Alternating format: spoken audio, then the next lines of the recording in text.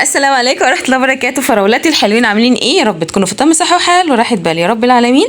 اللهم صل وسلم على نبينا محمد. معكم ليلى فوزي. اول ما اشوف القناة فعلي حالا زر الجرس على الكل وتدوسوا السبسكرايب والاشتراك اللي هو الاشتراك والسبسكرايب والاشتراك الزرار الاحمر والجرس لايك والتعليق الحلو اللي يعني ربنا يديمكم في حياتي نعمة يا اجمل بنات واجمل اخوات في الدنيا. شكرا بجد بجد بجد، احلى بنات في الدنيا. ربنا يجازيكم خير عني اللهم امين. كل حد بحبكم كتير كتير كتير. النهارده المحتوى بتاع الفيديو بنات، بصوا فاكرين دي كنا عاملاها في الديكور الخريفي، لكن انا ما عملتهاش يعني ما وريتلكوش اتعملت ازاي. انا وريت لكم بعد ما هي خلصت، بس قلت بما انها هتاخد مثلا وقت شويه بس مش كتير، فقلت خلاص اسيبها الفيديو ابقى اقول لكم ازاي. اولا احنا عارفين الجزئيه اللي هي الابيض ده اللي بيبقى مثلا طبعا انا لقيته عندي في الاجهزه الكهربائيه. لما تلاقي حاجات من دي شكلها حلو كده حاولي تحتفظي بيها، والطويله كمان بتبقى تحفه. وفي حاجه ان شاء الله باذنك يا رب هعملها معاكم برضو من اعاده التدوير. دي كمان حاجه كده للناس اللي سألت على اعاده التدوير. وعايزه اقول لكم ان بجد قناه فاطمه محمد صديقتي هسيبها لكم في اول تعليق مثبت، بتعمل اعاده تدوير تحفه. يعني هي دهنت اوضتها وعملت كابوتينيه وعملت كمان الستانلس في النص. هسيب لكم قناه فاطمه محمد تحت في اول تعليق مثبت، روحوا اتفرجوا وخدوا افكار، لان انا حابه ان انتوا تستفادوا، ان هي كمان كصديقه ليا وحبيبه ليا على اليوتيوب، يوتيوبر صديقتي، فان هي كمان برضو قناتها يبقى فيها ناس كتير جدا ان شاء الله باذنك يا رب. ربنا يجعلني انا وهي يا رب ان شاء الله من القنوات الجميله اللهم امين. بصوا بنات، كده كنت انا بحب بشتغل في الخلفيه بتاعه الورد، حطيت الابيض الاورنج اسفه، وبقيت عارفه ما تمسكي لوحه وترسمي بالظبط كده، تاخدي بالك بقى تمشي كده بانسيابيه وتبداي تعملي الاطراف، وبعد كده الاشياء اللي هي اللي لونها مثلا فيها ابيض كتير هتبداي بعد كده تحطي الفاضي خلاص. تحطيها بقى على فكره لوحدها، هتحطيها في الصينيه مفيش مشكله، وتحطي بعد كده عليها الليد. عايزه حابه النهارده اتكلم في موضوع مهم جدا، وبجد بجد بجد بشكر كل فراولايه وقمر بجد عندها الحميه على ليلى وبتغير عليا وبتدافع عني. حبيبتي ربنا يجازيك خير عني، انتي اصلا قلبي والله. بصوا بنات، في كام حاجه كده انا يمكن من فتره قلت لكم في حاجه كده يعني حلوه هنفرح بيها مع بعض. لسه انا كنتش بصراحه حابه اسبق الاحداث واقولها،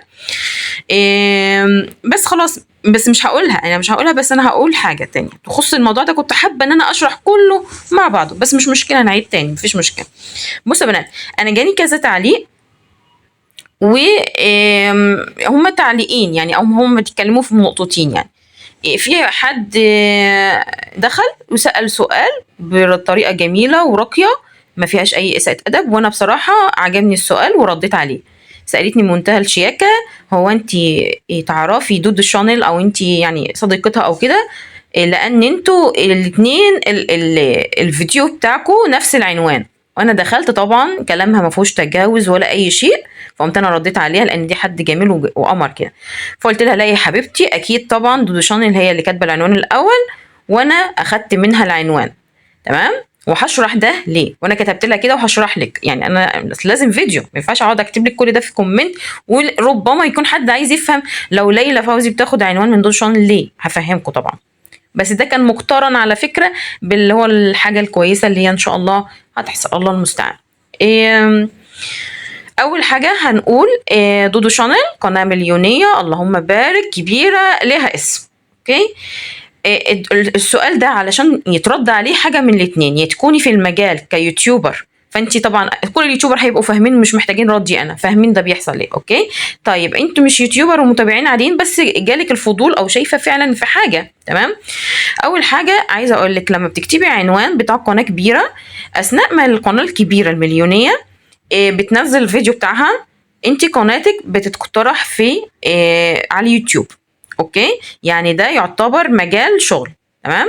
طيب اللي بيتعمل ايه بالظبط كده، عايزه اقول لك ان بيتاخد في نسبه كبيره بيقوموا عاملين ايه، اخدين من العنوان جزء وسايبين الجزء التاني بيبقوا ايه يكتبوا فيه بطريقه تانية. خلاص تمام. انا من الجرأة مني، وانا عارفه انا بعمل، انا مش صغيره، انا بقالي 5 سنين على اليوتيوب، اللي ما يعرفنيش انا بقالي 5 سنين على اليوتيوب. من الجرأة مني ان انا اسيب لك العنوان زي ما هو، وانا عارفه كويس جدا ان اي حد هيتابع دودو شانل او بيتابع اليوتيوب هيبقى فاهم ان العنوان تيبيكال، حتى انا ما شلتش حتى الايموشن منه. فدي جرأة مني، واعتراف مني بده، وانا كنت هطلع واقول في يوم من الايام، بل بالعكس هنصح القنوات الصغيره تعمل كده. وانا من هنا بقول لك، انا هون بقول ان شاء الله باذنك يا رب يوم ما قناتي هتبقى مليونيه، انا يا جماعه مبسوطه وهبقى سعيده يوم ما هكتب اسمها إيه عناوين انا سامحه لاي حد وضميري مرتاح ومبسوطه جدا. ادي اول حاجه. الكلام ده ممكن يشغلك انت، لكن دودو شانل مش هتنشغل ان حد هياخد منها العنوان. دودو شانل اكبر من هي تفكر ان حد اخد مني عنوان، فاهمه؟ الا اذا، بص هنا نزعل امتى احنا كيوتيوبرز؟ الا اذا انا قناه مليونيه وهي قناه مليونيه، قامت هي منزله الفيديو، مثلا هديكي مثال، نزلت فيديو قالت انا فرشت السرير باللون الاحمر، هديكي مثال اهو، والعنوان كان كده، انا فرشت السرير باللون الاحمر، ومحتوى، ركزي في اللي انا بقوله، ومحتوى الفيديو فعلا فرشت السرير باللون احمر.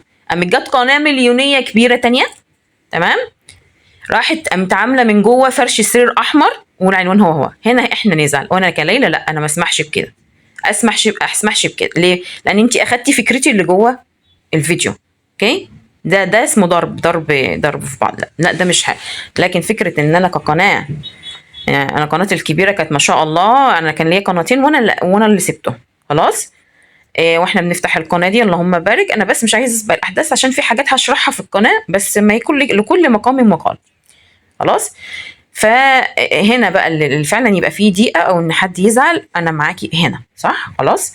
بس فكره بقى دودو شان نفسها لو لقت 100 قناه بتكتب العناوين بتاعتها مش هتفرق، لان هي اكبر من كده وست اهتماماتها باكتر من كده. ويا رب يا رب، اسال الله العظيم رب العرش العظيم ان يشرح صدرها وييسر لها امورها وامور بيتها وزوجها، اللهم امين يا رب يا رب يا رب، وكل المسلمين يا رب، وما يضرش حد، خلاص.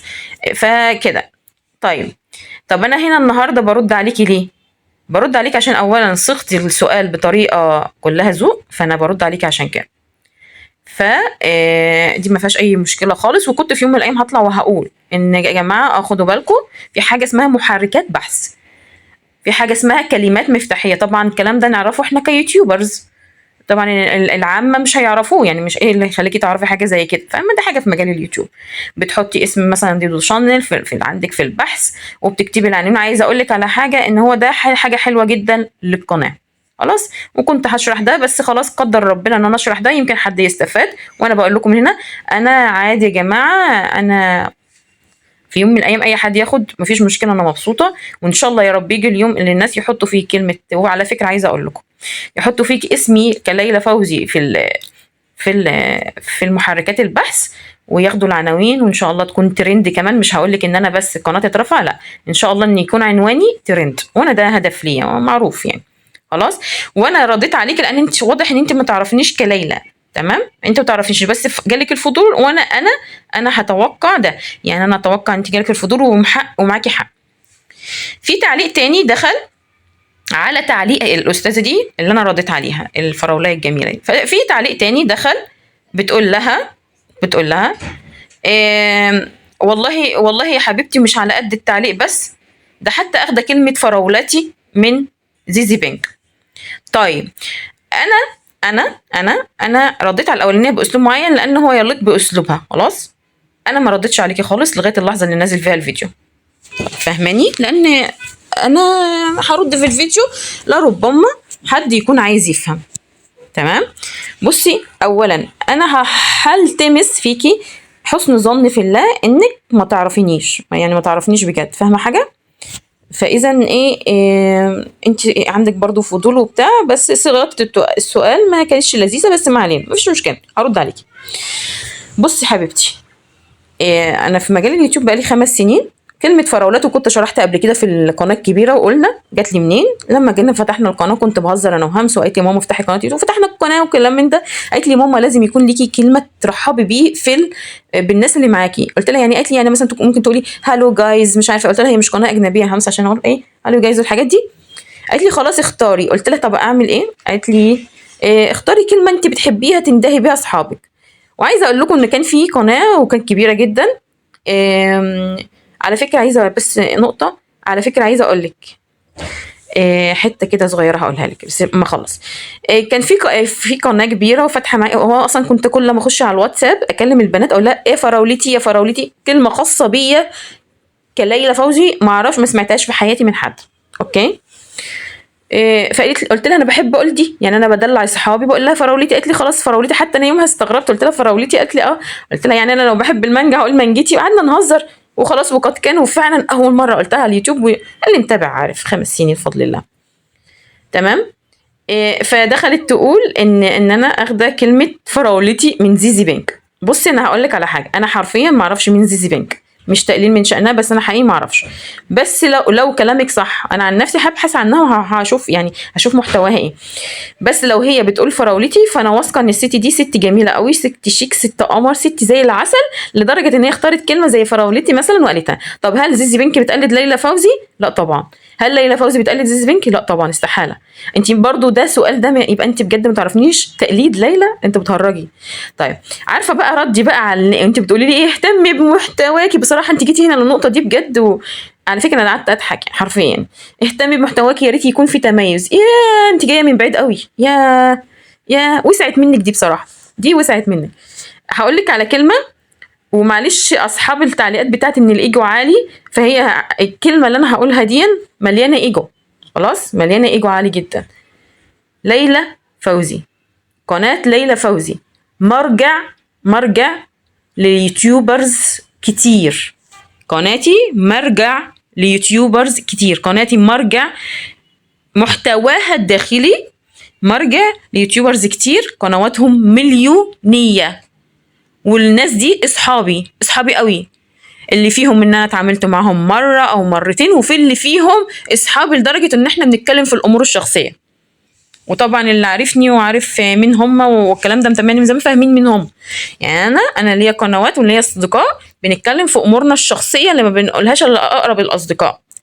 انا ليا قنوات مليونيه كبيره جدا، قدر ربنا ان انا بس قناتي ما اتشافتش بس، لا اكتر ولا اقل. لكن محتوى انت بتهزري؟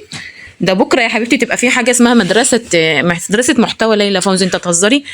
ما انت بتتكلمي بجد والله العظيم. ما هو معنى كده ان انا بقول ان انت ما تعرفينيش ولا حتى ممكن تكوني شفتي لي فيديو او واحد او اتنين. اوكي، انا هلتمس ان انت ما تعرفينيش برضو، ان حد معرفه كان لما جاء ايه مش عارفه لما يجي لك حاجه زي كده، مش فاكره المثل بالظبط. وانت قلت لي ما تشيليش التعليق، لا مش هشيل التعليق، اشيل التعليق ليه؟ انا سبت التعليق علشان اللي حصل النهارده، ان تخش واحده من الفراولات اللي عندهم حميه وتتكلم وترد عليكي، هم دول اللي فاهمين. اصل انت مش عارفاني، هلتمس لك انك مش عارفاني. لكن بتقولي بتهزري، انت بتهزري. ما فيش حد فيه، كل واحد ومجاله متميز فيه، وكلنا بنات يوتيوبرز مصريات زي الفل ومحترمات. وانا يمكن وهم عارفين اصحابي ان انا اتمنى ان كلنا نبقى حاجه جامده، كحاجه في الوطن العربي يتقال ان في يوتيوبرز مصريات محترمات. وده كان هدف من اهدافي في ان انا افتح القناه، خلي بالك، فاهمه؟ فانا الحمد لله رب العالمين مش محتاجه ان انا اقلد. انا عايزه اقول لك ان القناه بتاعتي السباقه السبوت عليها هقول لك في محتويات فيديوهات ما بتتعملش الا لما انا انزل فيديو. لكن هتتكلمي على محتوى، انا قناتي في التوب، يعني مش محتاجه، قناتي ترندي. يكفي ان ما يتقال مع واحده صاحبتي تقابل حد كده قدرا يعني، فتقول لها ليلى فوزي القلب عليكم، عندكم الدنيا في بورسعيد. انتوا بتهزري؟ ما فيش حد بصراحه يضاهيني في مجال الديكور وتنسيق الديكور، ما فيش بصراحه. ولكن كل واحده فيهم ليها مميزات في حاجات تانية، وبيتقال لي كده يا ليلى من قنوات مليونيه واصحابي وحبايبي احنا بنقلدك، بنشوفك عملتي فانت بتيجي للاساس وتقولي كده. فهو ده منك انت، يعتبر مثلا انت مش عارفاني، جهل منك في معرفه ان انت الشخص. بس انا كنت اتمنى انك على الاقل تاخدي لك فيديوهين 3 او حتى تفهمي، او حتى يا ستي تبقى تعرفي. تمام. بس ده النقطه اللي انا حبيت اقولها لك. اللهم لك الحمد. معروف انا ايه اسمي ايه. اللهم لك الحمد، اللهم لك الحمد. وبرضه زي ما في ناس يتمنوا ان انا اكون قناه مليونيه، في ناس يتمنوا ان القناه بتاعتي دي تتقفل. ما بهرجش انا لان هغطي على حاجات كتير. عايزه اقول لك ان بفضل الله سبحانه وتعالى، فضل الله ثم تميزي.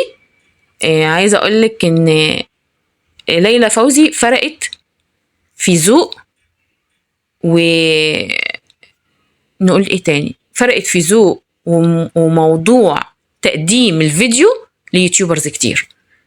يعني كفضل الله اني كنت موجودة على ساحة المنصة اليوتيوب، فرق في مستوى الذوق عند يوتيوبرز كتير. ويوتيوبرز كنا بادئين سوا بالظبط بالملي، وبنفعل القنوات سوا وكل حاجة سوا، حبايبي ويا ليلى خش اعملي لي تعليق اللهم بارك، بقت قناة معدية تمام. لان هي اتجهت اتجاهات اخرى، يعني ليها طريقة. انتوا عارفين طريقتي وعارفين اسلوبي، فاهمين؟ ولكن هنوصل. انا اتقفل مني قناتين ودي التالتة، وعندي استعداد اعمل 100 قناة، مش هوصل، يعني ده هدف عندي. وطبعا عندي حاجات كتير جدا في تنمية الذات، وحاجات حابة انا عندي ليكم كذا حاجة تفرحنا ان شاء الله. طبعا ده اللي كلام الناس المخلصة اللي بتحبني او اللي عارفيني على الاقل، مش هيستنوا مني مجهود ان انا اقعد اشرح. مفهوم الشخص اللي قدامك ده. خلاص ما مسحتش تعليقك، سبته لاني عارفه ان فراولات هيخشوا الف ب. خلاص. انما وعلى فكره انا رديت على اللي فوقك لان كان كلامها مهذب، ورديت على الفراولايه اللي ردت عليكي لان طبعا دي بتدافع عني وحبيبتي وعندها حميه ناحيتي، لكن انت ما ردتش عليكي في التعليقات لان برضو انا اجهلك ومعرفش مصدرك ايه، الله اعلم. لكن انا رديت في الفيديو لربما يكون الناس حابه تفهم او تعرف. تقليد دي مش عندي، ولكن انا بستعين كأي قناة يوتيوبرز بتبقى فاهمة ان ده عشان القناة تكبر. محتوى الفيديو هنديه مليون من 100، لكن كلمات مفتاحية عناوين لازم بنعمل كده. وانا بنصح كل حد ومن الوقت كده اللي سامعني، الناس الحلوين الامارات لسه بادئين قنواتهم، اعملوا ده. حاولوا تشوفوا القنوات كعناوين، لكن محتوى داخلي لا، لازم تتميزوا. انا ضد ده خالص. ان شاء الله تكون الرساله وصلت. وانا مش عارفه اقول لك ايه الناس اللي دفعت عني، انا بموت فيكم اصلا، يعني هقول لك ايه بقى. ربنا يزيد محبتنا لبعض، وبجد بحبكم جدا من قلبي، اشكركم جدا جدا جدا، ويا رب تكونوا انبسطتوا. حبيت بس اوصل الرساله دي النهارده كده خفيفه سريعه، مع ان النهارده كنت هلكانه بنات، هلكانه مع يوسف عشان بنعمل له ورق تحويل. ويا بنات مش قادره اقول لكم بقى لي يومين مش بنام، لدرجه ان انا ممكن لو قعدت على الكرسي انام وانا قاعده، مش حاسه حقيقي يعني. فكده يا رب يديمكم في حياتي نعمه، اللهم امين. يلا كنت هقول حاجه تانية بس خليها كل مقام من مقال، وان شاء الله على خير. الفيديو الجاي عندي لكم مفاجآت كتير، بس ربنا يعيني والله العظيم على وقتي ودنيتي. واستناكم تحت في التعليقات شوف رايكم ايه في الموضوع. ويا رب يديمكم نعمه في حياتي، اللهم امين. كل الثلاثه هنا شمعدان زي اللي عندي في البيت، الثلاثه هنا برضو اللي هم الميكي ماوس، المجموعه تحفه. 3 شمعدان هنا كمان باللون الاسود يمشي.